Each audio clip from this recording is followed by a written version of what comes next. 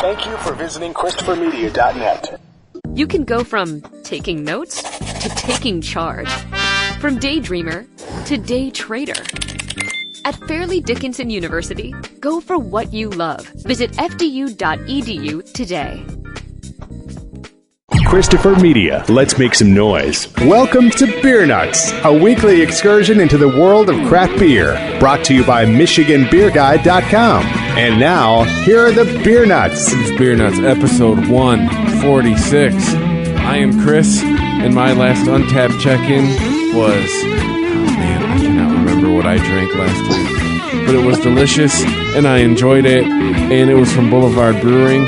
And, what was it last week? I don't remember. I'm just passing on to Greg. I'm in St. Clair Shores, Michigan.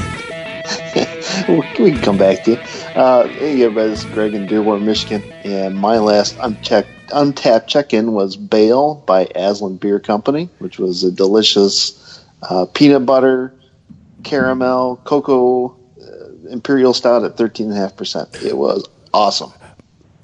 For the record, Bob's 47 from Boulevard Brewing. There we go. All right, heading out west from the outskirts of Tucson, Arizona. JR here. You can find me on Untapped as Arizona Beer Guy. The last Untapped check-in I had is a beer called Phantom Bride IPA from Belching Beaver Brewery. It was a nice IPA. And turn it over to Steve in L.A. Steve over here in L.A. Phantom Bride, they have some good stuff. I like their beers. They have some really good things going. But my last check-in was I had the Calabaza Cowboy from Los Angeles Ale Works. It's a pumpkin spice beer and getting ready for the fall and all the pumpkin spice stuff. And just as it says, it's nice and spicy and tastes delicious. Nice. All right, then. Well, we do have a quote of the week that Greg's going to deliver. But before we do that, I'd just like to invite everybody to join us and crack open a cold one and relax, enjoy a beer with us. We're just a bunch of regular guys. The mission of our show is to expose more good people to more good beer. That's what it's all about. We're not pretentious beer snobs. So whether you are a Bud Light drinker or a connoisseur beer snob, hey, you're always welcome at our table. So that being said, let's go over to Greg. He's got the quote of the week, and he's going to review our first beer. Tonight's episode is on college football beers brewed in towns that have colleges in them, preferably with the football team. Whether they're a good team or bad team, that's all that matters. But a lot of great breweries in college towns, and we're kind of celebrating those today. So, Greg, why don't you give us the quote of the week and introduce us to your first beer? All right, gentlemen. So the quote of the week is, beer is like the sun. It rises in the east and it sets in the west. And I will raise a glass to that and say cheers. Hey-o. Amen. Cheers. So I guess I'll lead right into it. So I had quite a few decisions to make on which college team I wanted to represent, whether it was my hometown or my university that I went to, Michigan State, or even the brewery that I go to a lot in Ann Arbor.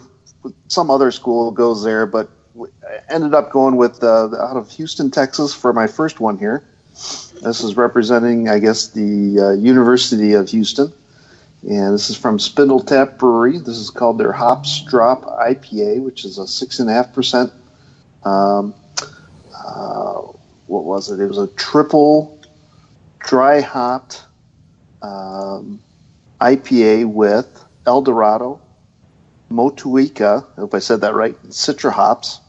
And its description says it packs loads of mango and stone fruit flavors and minimal bitterness, and one of their easiest drinking IPAs that they've ever made. So, beautiful 16-ounce can it came in. It's got the Spindle Tap logo, which resembles a oil derrick, which you would normally see in the prominent areas that like to pump oil out of the ground. And behind it, looks like the city of Houston downtown landscape, or skyline, I should say. So, poured it into a glass here, and it is as hazy as promised. Beautiful orangish mango-ish, type juice flavor to it. Nice frothy head to it. Beautiful looking beer. Spindle Tap makes some excellent hazy IPAs. So take a smell of this thing here. Much like their description said, it's very, very fruity here. Getting a lot of stone fruit, mango, and just juicy, almost like a pineapple as well in there. Absolutely delicious smelling. So first taste. Cheers.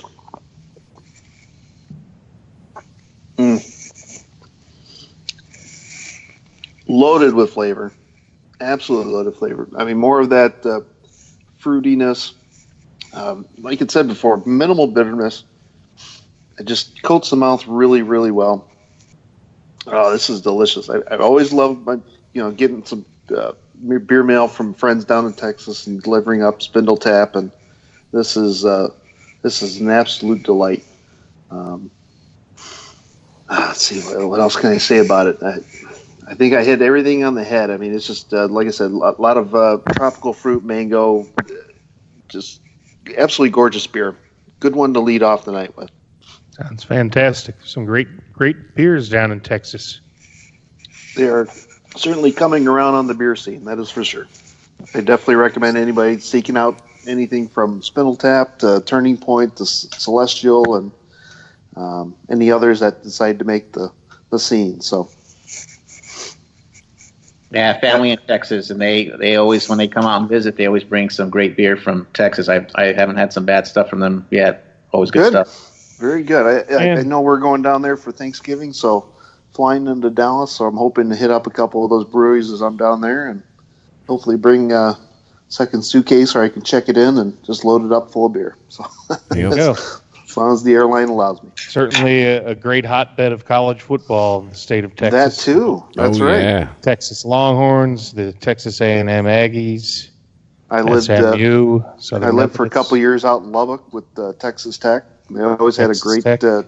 team out there. So Well, ironically, the beer I'm about to review from the University of Arizona, who lost to Texas Tech a couple weeks ago. oh I think they did. no, I'll have to look that up. So moving over to Arizona here, as I said, I have a beer that will represent the University of Arizona Wildcats. I would have loved to have got a beer from my alma mater, Penn State, great football school, but alas, I'm a long way from campus. So my new home here in Tucson, the home team is the Arizona Wildcats. So I'm looking forward to getting to go to a couple of their games this year. And I got a really, really special beer here that ties in with the local area. And, I live in kind of a rural neighborhood. There's neighbors around, but a lot of heavy desert. And all over the place down here are these prickly pear cacti. And I have a beer brewed with locally harvested prickly pear fruit. So the beer is called Press. It's from one of my favorite breweries in Tucson, Pueblo Vita Brewing Company on Broadway Boulevard, right downtown in Tucson. So I went to the release of this beer and two others. There was another beer called Entropy that was fantastic, but I bought some of that too. But I stocked up on this one. I got a couple 4-packs. It was tremendously flavorful when I tried it at the brewery. So let's just get right down to business and open this up.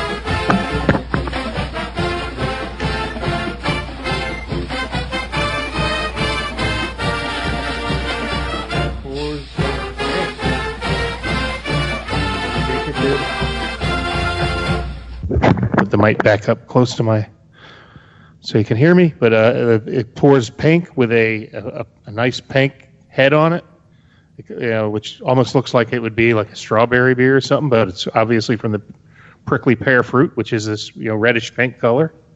So it's actually a really interesting beer to look at. It makes you want to really excited to try it. I remember the first time I saw it, I wasn't expecting it. I was expecting a yellow beer, but the prickly pear fruit does add color. So almost looks like I'm pouring a Holmes beer there, Greg. And a lot of the fruity beers they have. But so sweet. I got a nice 2-finger head on this. It's very nicely fully carbonated. and it's got that pinkish ruby, almost like ruby red grapefruit pink color to it. So, it's just the fruit just explodes off the nose. It's not a subtle. It's very pungent, and it makes you die for a taste of it. So I'm not going to waste any more time. But oh man, just really good tropical fruit notes on the nose. And I've had a few of these in the last week or so since I picked this up, and every time I taste it, it gets more amazing. Just the influence of the fruit, along with all the hops, it's just unbelievable, hard to describe.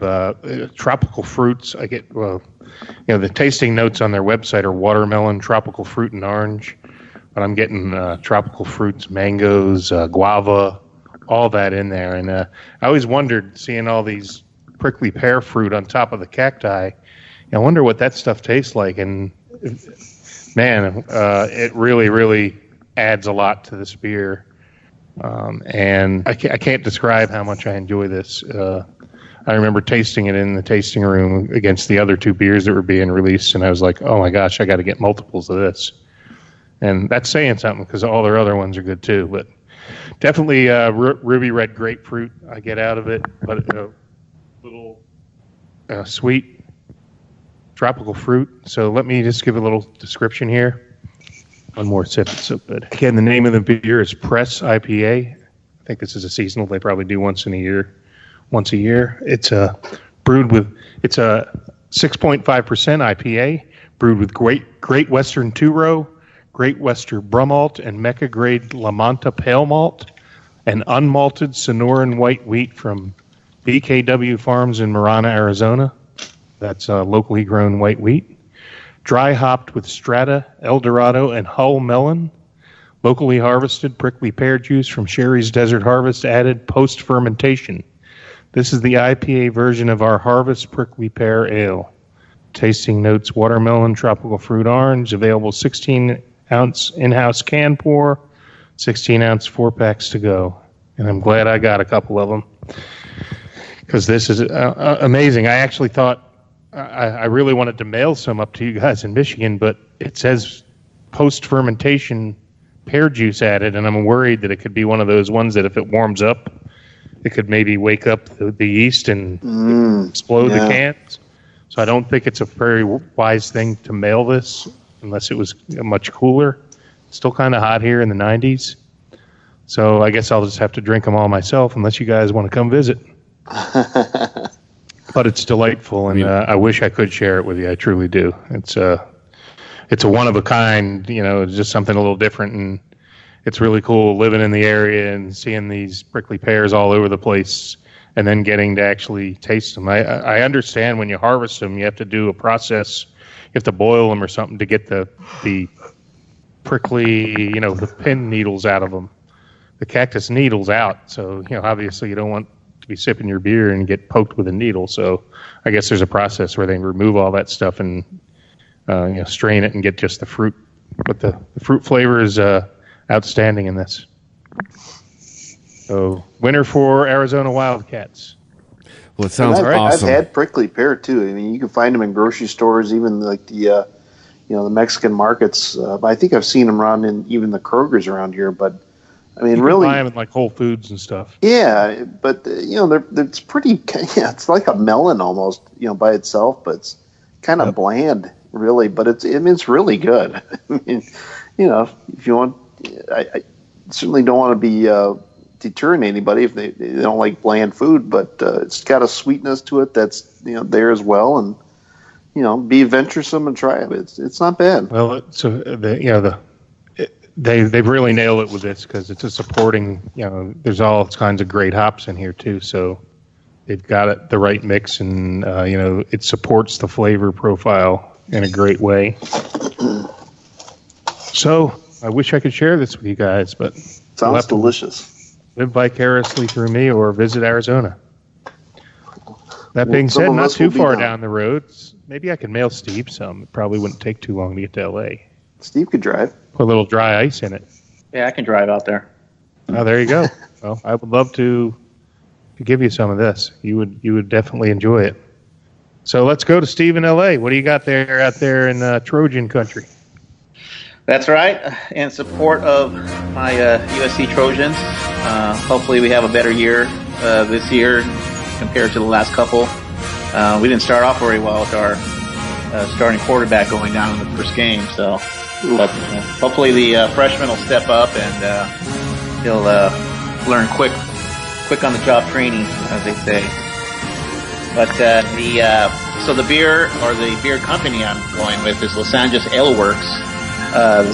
This brewery was founded by two USC graduates. They met while playing in the USC marching band, of all places, and they had a love for beer, and they started their own brewery after perfecting their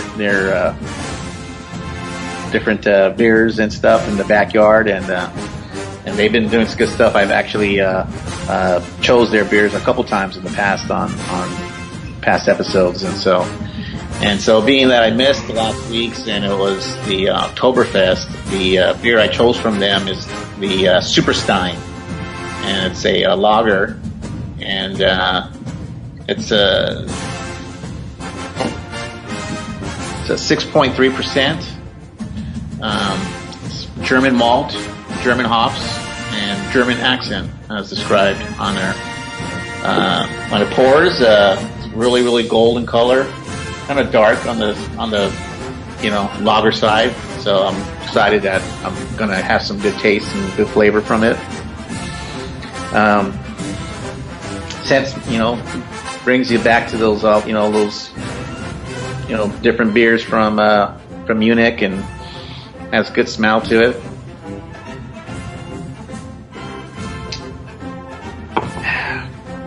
Yeah, it reminds me of those nice cold days in October. You're out tailgating and getting ready to go to a football game, and you're having some good beers, and it has that kind of taste.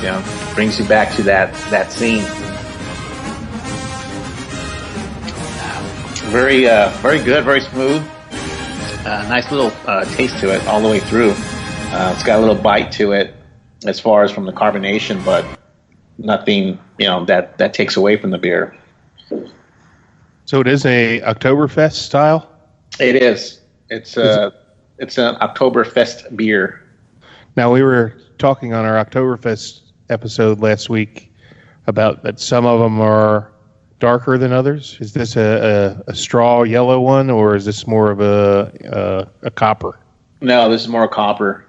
Like I said, it's on the darker shade of your lagers, and so you taste it. You taste a little more punch than some of your lighter lagers, but like I said, it's smooth and it's got really good taste to it. Very, very traditional. If that can kind of narrow it down, very traditional, nice hearty lager. Perfect beer for tailgating before a Trojans game. Exactly. Yeah. All right then. Well, because if you're a Trojans fan, you got to drink, because it's been a long time since Pete Carroll. I'm just saying. Well, you had the Sarkisian years, which he had. No, that was bad years. Those were bad years. Which he had an awesome time, as we all found out. Yeah.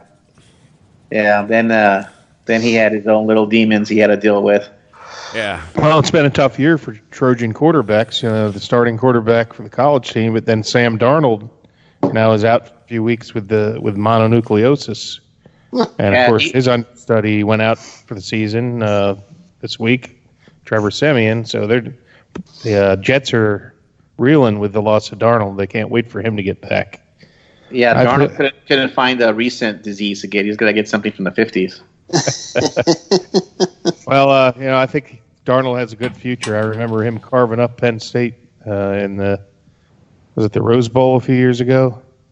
Yeah, that was a great game. 50-48 or 50-49. It was a wild game, but Darnold. I mean, regardless of who won, even if Penn State would have won, it still would have been a great game. I remember watching the game and just saying, this kid is going to be something special. He's going to make it on Sundays, and I still think he's got a bright future ahead of him. Well, he's going to have to gain back all that weight he's losing from having mono. Yeah, it's a tough break. I think that he's got great people around him to help him, make the best of that situation. But what I heard on the broadcast the other night is the reason he can't play is that when you have mono, I guess your spleen is subject to, I guess it becomes enlarged, and it could be a health risk to get hit there and have your spleen rupture, and you could die from that. So they're exercising extreme caution until, this passes. So he actually feels good enough to play, but the doctors won't allow it because it's just too risky. Gets hit in the wrong place. Well, if he had good people around him, they would have let him go to the Jets. Well, Hey-o! Hey, there he is. the Jets, the same team that dressed Christian Hackenberg with the second pick, who's out of football. Great guy, went to Penn State, but sadly never developed into the quarterback was supposed to. But that's enough of Jets bashing. Let's go to our Detroit Lions fan, Chris, for his beer, and I think he's going back to Sparty country. Well, I say we are keeping it green and white. Just bringing up the Jets. Yeah. Even though I am a Western Michigan alum, I've always said if I ever go back, Broncos. I'm getting my degree from Michigan State, just because stick it to all those Michigan fans out there. But anyway, from Ellison Brewing in East Lansing, I have Relativity. It is a double India Pale Ale, 8.0% ABV. It's a New England style IPA. You can just tell by pouring this thing into the glass. I poured it. Nice, light, crisp head on this thing. It sits in the glass. You can't see through it in the true New England style. But I noticed when I opened this thing, the bouquet of it just went throughout the room. It smelled like an IPA in here. Sticking your nose in it, you're getting a muted hop bouquet, but you're getting a lot of that tropical fruit. You're getting surprisingly, you're getting a little bit of malt on this. Ah, man. I've been drinking ahead, guys. This is my first sip. A nice, light, crisp mouthfeel, as tends to go with the IPA. And then swallowing it again. 8 IPAs, as I like to say, kind of punch in the mouth. And the malt kind of comes in at the end of this thing and kind of smooths it all out for you.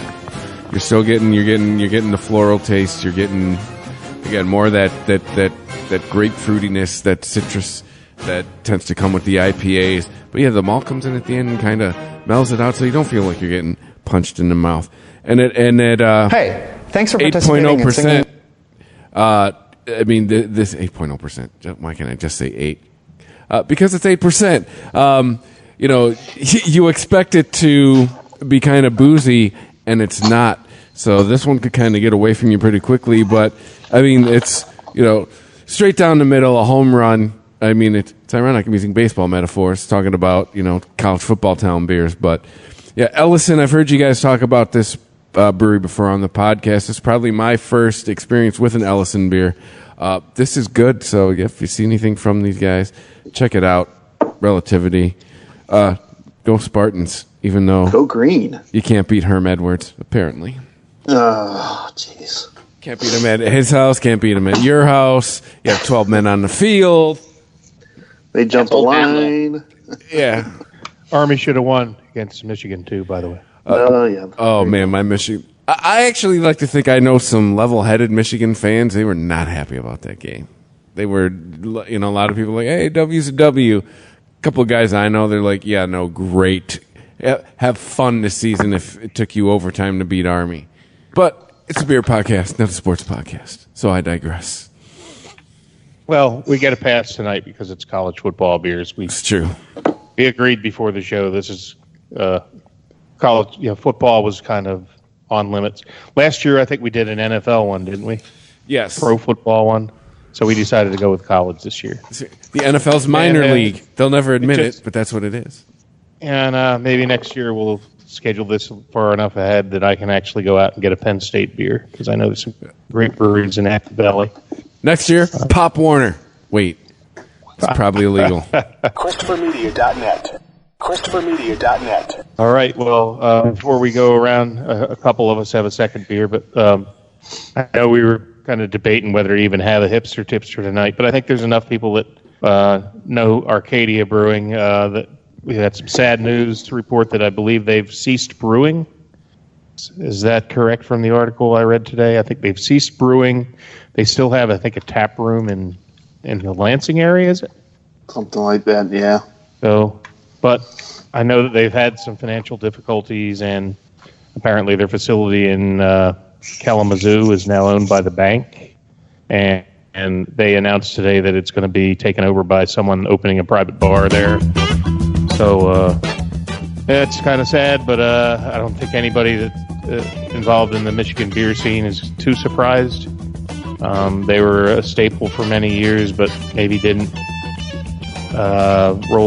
didn't stay current. You know, we kind of got like old dog, new tricks to stay relevant, and I think they just didn't really evolve like a lot of other breweries have. And so, rest in peace, Arcadia. I guess they're still wrapping things up and maybe going to maintain that tap room in Lansing for now, but I believe that they're another brewery bites the dust. So it's the brewery that I had my first ever IPA from. What is it? Hop Rocket, I think it was called, their IPA? I just said it was their straight up traditional. I actually had it at the location in Kalamazoo. Like, hey, I've heard all about these IPAs. Let me try one. It was back in like 2000. And I've told you guys this story. I did not like it. But how far we've come, I just reviewed a double IPA. I think the beers that they were known for at the beginning and that they probably did best at were the British Isle beers. I know that Serial Killer was a big hit, the barley wine. And didn't they have, what was the porter they had? It was a barrel-aged porter that came out of here. Shipwreck Porter was pretty good. Yeah, but even they those, had some issues with it, though. I think after like the first few years they were pretty good, and then a couple of years they had some batches infected, and it became some bad publicity for them. And you know, I'm frankly surprised they've lasted this long because they just kind of never really stayed with the times, so to speak. Let's be honest, too. Having one of the biggest craft breweries in the country right in your backyard probably didn't help you either as far as getting yourself into the marketplace. Well, I think there's room for plenty of breweries, even from the same town, but the quality of it is the issue here. Yeah. So, anyway, that's about all I can think of any big news this week in the industry. I will say that next week I am going to drive to Las Vegas and attend the National Beer Wholesalers Association. Rub shoulders with some of my old distributor buddies from when I was in the business. So should be a great opportunity to discover some new beers up there. And then next episode for us will be on ciders. Hey, but we're still talking college football beers here, right? I don't know if this is news, though. It seems we've weathered the pumpkin spice fad. As far as beer goes, it seems to be now everything in the stores. We probably talked about this last year. It's Oktoberfest now. Seems to be the big fall brew push, which I'm fine with. Well, not saying there's no pumpkin beers out, but it seems like when we first started this show, it's end of August. Here it comes, and now it seems to be more the Oktoberfests. And I think we've weathered that storm, guys. Yeah. If you remember the last fall, we had a anything but pumpkin beers episode. Mm-hmm. Just personal preferences of most of the beer nuts, if not all, or nobody seems to like the pumpkin beers. I know I have no interest in them, but I don't even like it. And I could be wrong. Steve V is newer to the show. He likes them. So. I don't even like them in my coffee. Like that whole pumpkin. It's great in pie on Thanksgiving. It's great once a year. I'm good. Don't eat it in my coffee. Don't eat it in my beer. Don't eat it in my creamer. I'll admit, I like some of them. The one that I like the most is Griffin Claw's Bourbon Imperial Pumpkin one, which they do is really phenomenal. But that's probably the best out of all of them, so at least for me. So, well, I've tried many and liked few. So The only beer I remember being at a share, and I tasted one I actually liked, but technically it was a gourd beer. It was called Great Gourd from Cigar City. And it's the only beer, and the caveat is it's truly not even pumpkin. It's a gourd beer. Yeah. So it's just not a style that I care for. I don't even like pumpkin pie, so. Not blasphemy. Just call me the Ebenezer Scrooge of pumpkin pie. Bah humbug. All right, Greg. I think let's take it down. We're down on the exit ramp now. So why don't you take us into your next beer? All right. So I'm going to move this up I-35 out of Houston. Well, actually I-45 out of Houston. Excuse me, right up to the Dallas area. And my next one is from Turning Point Beer. This is their Dangerous salad. I think they had a Dangerous salad, but now they had the Dangerous salad. It's their Imperial Berliner Weiss with blueberry, vanilla beans, coconut, almond, and granola. Oh. And it's quite interesting. 7.5%. And this comes in a nice silver can with a wrapped blue label here with their logo on it. But holding it up for the guys who can see us on the camera here, this thing is purple as could be. This pours much the same as like what I would see out of Holmes or even Ascension with all their fruited sours and stuff like that. So first scent out of it here, very fruity. That blueberry comes through really nicely. You get a nice sweetness off of it. Can't really say that you pick up any granola or almond or coconut, but smells lovely. So let's get a nice first taste here.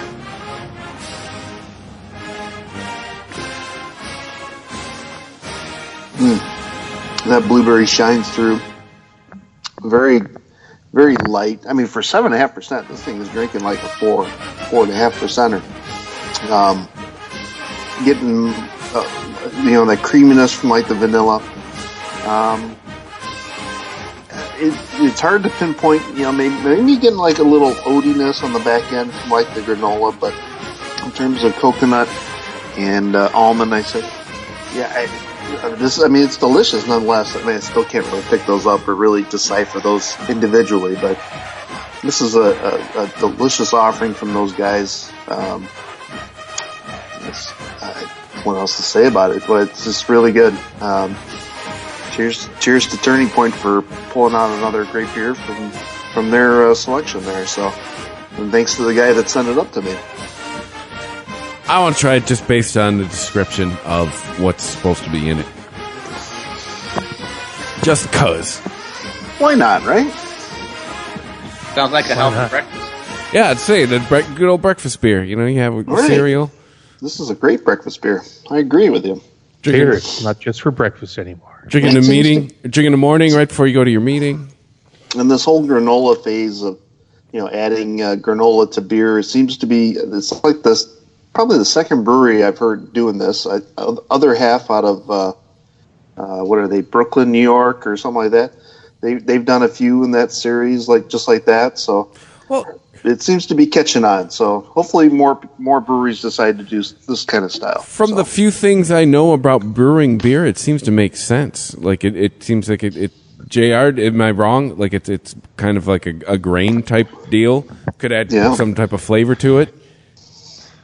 Absolutely. Yeah.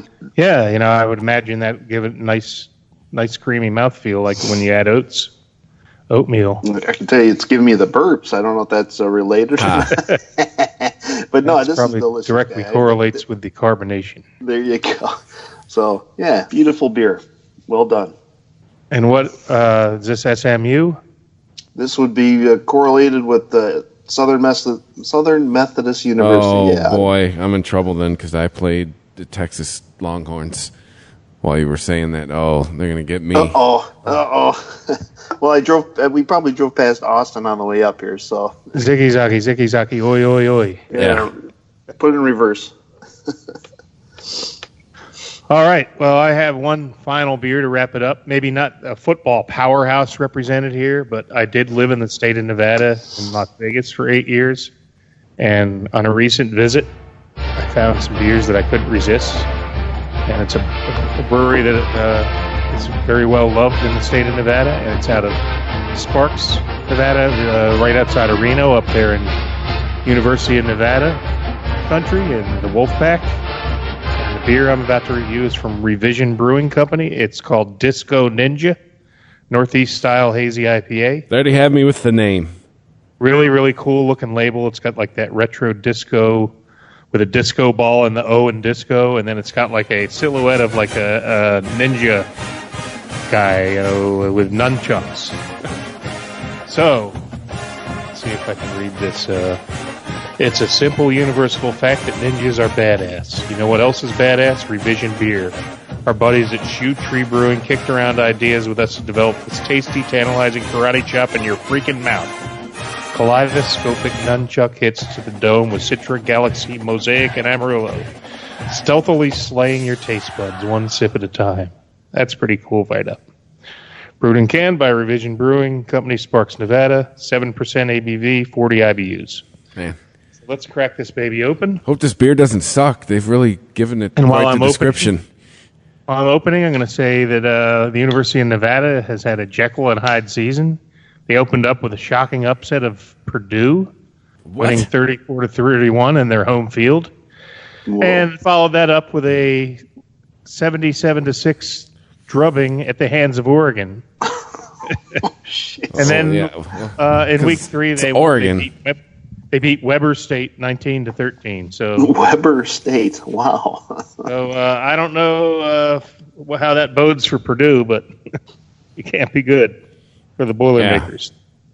Yeah. Especially, too, at the end of last season, they were coming on. They were a spoiler in the Big Ten last year.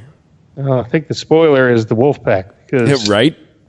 They probably ruined Purdue's season on week 1. Okay, so I just poured this. It's a nice, really nice, hazy-looking IPA. More yellow than amber, but a nice golden yellow color with a really nice, snow white head, real healthy, like 2 fingers, 1 finger and a half. The head's lingering. That's good. The beer's very well constructed. Nice and hazy, like you would expect a New England IPA. So very, very good nose on this. Not nearly as pungent as the last beer I had, but very solid. Your Mosaic hops, I think, are jumping out more than any of the others. I can also detect a little orange mango, which is probably the Amarillo. So let's dive into this. I'm going to take a sip. Disco Ninja, love the name. Oh yeah, this is really pleasant. I'm getting definitely getting that orange mango. Maybe not as sweet, more bitter than sweet, but delightful nonetheless. Yeah, what were the IBUs in this? It's a little bit more hoppy than I thought. 40 IBUs, so a little grapefruit, pine. So it's a New England style, but it's definitely got it's not as sweet as some of the, not as sweet as, say, an M43. But nonetheless, it's slaying my taste buds for sure. Pineapple. So pineapple, mango, orange, and maybe a touch of pine is how I would describe this. But, on the spectrum of your hazy IPAs, almost say it's, almost leans to the middle of away from New England and maybe like a hybrid of some West Coast influence in there too. But well done, Revision Brewing. Revision gets very high marks on Untapped. I have to check the rating of this particular beer, but I'd give it a 4, maybe 4.25. Pretty solid brew here. So congratulations, Wolfpack fans, on your victory of Purdue, and I hope you can put that 77-6 loss behind you up in Eugene to the Oregon Ducks. So I guess your Jekyll Hyde season. And one thing I will say about living in Vegas, the last game of the year every year is the big rivalry game, UNLV against Nevada, and UNLV hardly ever wins. Unfortunately, the Rebels, who I lived about 2 miles from the stadium when I lived there and attended many games but saw very few victories. Wait. I always loved UNLV because it is the alma mater of Randall Cunningham, one of my all-time favorite Philadelphia Eagles. So, but sadly, UNLV rarely wins the rivalry against the Wolfpack. Chris, you were saying? Well, so one's a university in Nevada and one's a university in Nevada at Las Vegas. Not Correct. the same school? Well, it's like Steve can attest. There's University of California, Santa Barbara, and UCSB.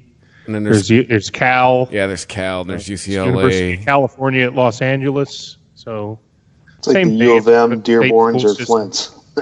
Well, no, because because U of M, Dearborn, U of M, Flint, that's still the same school. It's just different location. Like that's so people in Vegas will also refer to Nevada as UNR, University of Nevada, Reno, versus UNLV, University of Nevada, Las Vegas. So, learn something new every day. There you go. I'll be in Vegas for the NBWA, and I'll look to pick up some local UNLV beers next, even though it'll be too late for the broadcast. Just because I can. Because when I lived in Vegas, there was hardly any local breweries, and now there's 8 to 10 or 12 maybe even. So that's a good thing. More good beer for more good people, which is the model of our show, right? Mm-hmm. Yeah, wait, you're going to be in Vegas next week? I'm going to be in Vegas this Monday. Oh, you're going to miss me by 2 days. Oh, when are you going? Wednesday. Oh, I think I'm leaving Wednesday morning. And I have Wednesday all to myself. I'm there for a meeting on Thursday. Oh, well, that's a bummer. Maybe we could even tape Beer Nuts together in Wednesday if I stayed an extra day. Oh, we'll see what next week brings. I have a couple. I'm closing in on a few job opportunities that may hamper my ability to stay longer, but we'll see what happens. Anything's possible at this point. Regardless, heads up, Vegas, they're coming for you. Right. Amen. Yard House, keep my stool warm. I am making my return. And Chris, if there's any way for me to stay that extra day, I'll take you to all the good local places that no one knows about. Oh, man. Like a Double Down Saloon. Of course, you can't say where you went because it's got to stay there, right? Can't say it. Yeah, that's true. Well, with social media, maybe not. But Nope. at least you can pick and choose what you reveal. But when in Vegas, hey, this is not maybe a beer place, but go to the Double Down Saloon, home of the Ass Juice Shooter, or my personal favorite, the Bacon Martini. That's the thing which when is rail vodka steeped in That sounds two more weeks of delightful than the first one. You tell me every year, JR, and that's the problem is I don't have a car. I'm relegated to the Strip where I can get on my feet. Well, the other great thing about the Double Down Saloon is you can buy puke insurance for $20. If you puke and you don't buy puke insurance, they hand you the mop to clean it up. If you do buy puke insurance, the bartender has to do it. It's $20 for puke insurance. So that's probably all everybody needs to know about the Double Down Saloon, but it is Vegas's punk rock bar, and I really grew to love the place when I was there. It's the dive of all dives, but I love dive bars. So since this is a craft beer podcast, another under-the-radar spot for anybody going to Vegas. Before we go off the air, I got to tell you about a little spot no one knows about. It's called Money Plays, Decatur and Flamingo, a couple of blocks down from the Palms. Go in there and ask for Stan. Great guy. Once shared a technical nuclear penguin with me, which I think is like a $100 bottle of beer. I think it's like 34 proof or something, 34%. Some ridiculously high. I think it was Brewdogs brewed it out of Scotland. Oh wow! Anyway, great story, great bar. It's kind of like a locals dive that no one knows about. Tourists don't know about. But you go in there, they got a great craft selection, both draft and bottles. So, little plug for Money Plays, one of my old favorite haunts. I know we'll be sure to stop by and say hi to Stan when I'm there this week. So there it is. There's your inside Vegas scoop. Ooh. Okay. Money Plays. Decatur, go right down the street from the Palms. All Be right. there, square. So All right. So, any other college football? This is our last chance to talk football. If Dugout was here, he would be, chastising us for going off topic, but he's not here to enforce. So, any final? We'll go around the horn. Everybody can say whatever they want about their college football team in 30 seconds or less. We'll start with Chris. Go Green. You got a tough uphill battle now that you lost to Arizona State. But whatever, you're still looking better than that team in Ann Arbor. Greg? And yeah, Chris just stole all my thunder, but that's all right. I'll say the same thing. Go Green, go White. That was a rough one last week against AZ State, but Northwestern's coming up, and we're going to rebound, and we're going to go for that Big Ten title there. So, yeah. Steve? Yeah, go Trojans. We started off very well with a win over Stanford, and we were hoping to go 3-0 and beat BYU, but you got a team full of Samoans. It's pretty tough. So, what are you gonna do? Well, and my Penn State Nittany Lions are 3-0 with a bye week this week. We escaped our little brother rival or wannabe rival Pitt. They were off our schedule. We now have had 100 meetings with them, and it may be a long time till there's another one. As a Penn Stater, we have very little to gain by playing them and everything to lose. So good riddance to Pitt. Glad we dispatched them, even though they gave us a hell of a test. So we got the week off, and then we go to Maryland to play the Terps, who are planning a blackout against us because I don't think they like our whiteout. But we'll be ready with a week's rest and hopefully take the Terps out. We got some tough games down the road. At least we host Michigan in our whiteout game in Happy Valley. So we can all root for Penn State that day, right, Sparty Amen. fans? Amen. Yeah, that's a big game for the Terps. It's one of the games they got to show if they're for real or not. Well, losing to Temple did not help them last week. Oh, that's true. I forgot about that. But I'm not sure if that's going to help or hurt the Penn State cause, because it's either going to cause them to collapse completely or be more determined than ever. Perhaps they were looking ahead on the schedule to that Penn State game, but Yeah. So time will tell. All I know is that at least this time next week I'll still be undefeated because we have a bye week. There you go. Yeah, Michigan. All right. Well, that's about it. Michigan didn't lose against the bye week, so it's. They almost lost to Army. They should have lost to Army. Yeah, I heard the bye week went into overtime, but Michigan prevailed. That's the rumor. All right. All right, well, this is the part where I remind you we are on Twitter at the Beer Nuts Podcast, also on Instagram at the same thing. Show us what you are drinking.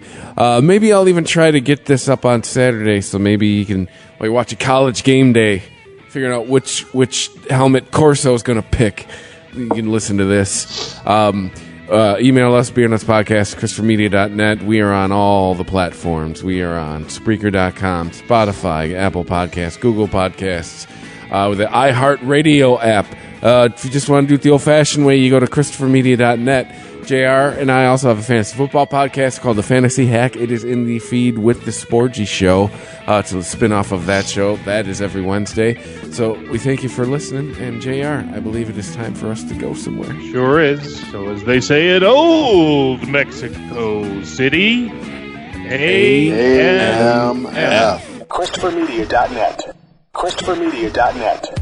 If you like this show, please tell a friend. Please make sure to rate and comment on all your favorite Christopher Media shows. Please follow us on Twitter and like and share us on Facebook. You can subscribe to all ChristopherMedia.net shows for free on ChristopherMedia.net. Thank you for listening, and thank you for visiting ChristopherMedia.net. Thank you for visiting ChristopherMedia.net.